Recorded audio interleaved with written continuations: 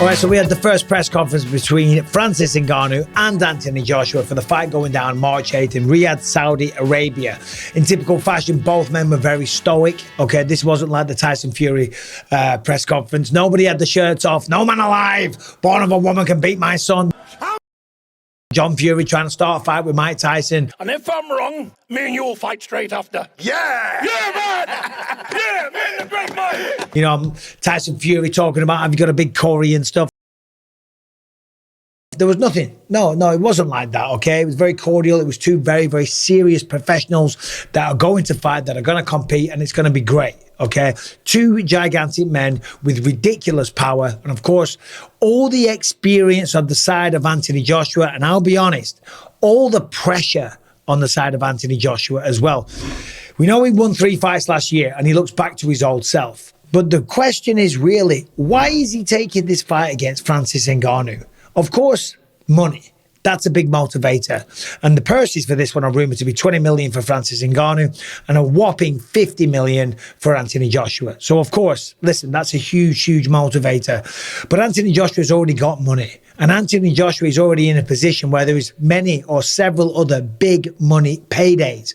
And if he loses to Francis Ngannou, which Tyson Fury almost did, right? If he loses, I'm not going to say it's going to be curtains for his career, but the negotiating power, the bargaining power, and the big fights may never materialize, okay? The winner of this one has been announced today by Turki Al-Sheikh. The winner of this will fight the winner of Tyson Fury and Alexander Usyk, okay? So there is a lot at stake. And another thing that's at stake is a new belt. They announced today there is a new heavyweight championship belt, the undisputed belt. They had a graphic of it with different arrows pointing to the various features. One of the features is premium leather. Premium leather, no knockoff shit in Saudi Arabia. Well, you would think it was premium leather. I mean, the fight purses alone are going to be $70 million just for the main event, okay? So you got to stump up premium leather, baby.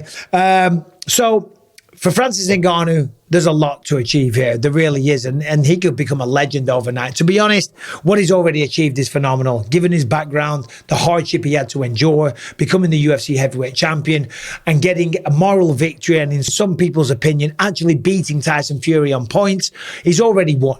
He's already won in life, okay? And now he has a chance to go out there and further solidify his legendary status by potentially beating Anthony Joshua. Is that your plan? Is it seek and destroy? Well, I'm going to fight him, so what do you think I'm going to do? Is to look for his chin. I mean, that's what happened in the fight. In the fight, you're trying to hit somebody in the chin or wherever you can hit him, right? And then, yes, I heard that he doesn't have a chin. I don't know if it's true or not. We're going to find out. Now, when you see them square up, AJ just a little bit taller. I think AJ is definitely the better boxer, okay? He's had way more fights. He's been a champion, and he's fought the best of the best out there, okay? But not according to Lennox Lewis. Lennox Lewis says that Anthony Joshua has had some gimme fights lately. He said the only real test for him are Tyson Fury and Jay Lee Zhang, and he doesn't understand why he would face somebody like a Francis Ngannou. And again, that kind of goes back to my point. Why is Anthony Joshua risking his legacy here? Because if he loses, it's really, really bad for him. Yeah, the money's one thing, but as I said, there's other options to win that. Recently, I partnered with a company called Legacy Precious Metals. Now, I know a lot of people are going through tough times right now, but if you are fortunate enough to where you have a few dollars left over every month to think about investing, then maybe investing in gold and silver through Legacy Precious Metals might be for you. Now, the stock market, if you follow that stuff, it's all over the place. In fact, it's plummeting right now. But precious metals, they've always held their value or even increased. So, of course, that's something that we're all interested in. Does it have to be a lot of money? It can just be a little bit, because it all adds up over time. Now, if you click the link, there is a guide there. It'll tell you all about investing in gold and silver, or you can give them a call and they will answer all of your questions at 866-933-0317.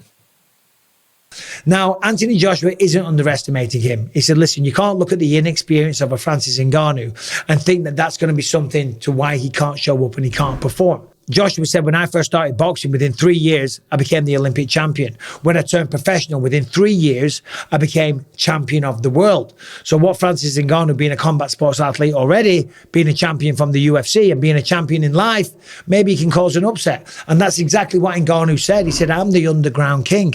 I might not be the champion in boxing, but I'm a life champion. And I'm pretty good at finding a way. And he's right.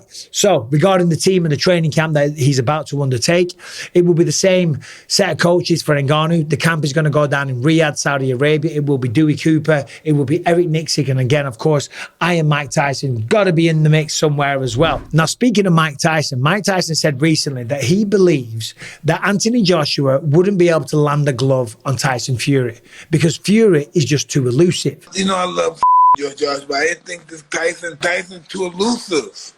He's not going to hit him. So judging by that logic, if Ngannou could land on Fury, but Joshua couldn't, that means that he thinks Ngannou's faster, and he believes that Anthony Joshua, whilst packing a solid punch, is slow.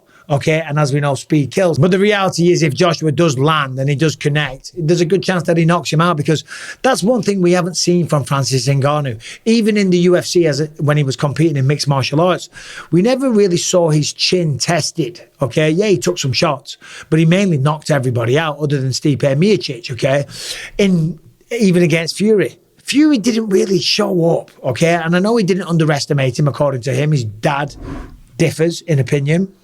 But Fury never landed big, massive combinations. He landed a few shots here and there. I think he will do the same thing, so we'll make the knockout chaos. Did you respect Tyson Fury's power? Huh? Did you respect Fury's power?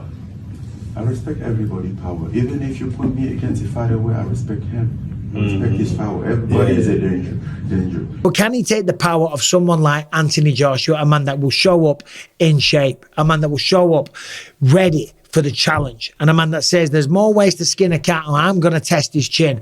I'm going to see if he can really take a shot off a big heavyweight. But it's just his mind that I'll have to conquer in the ring.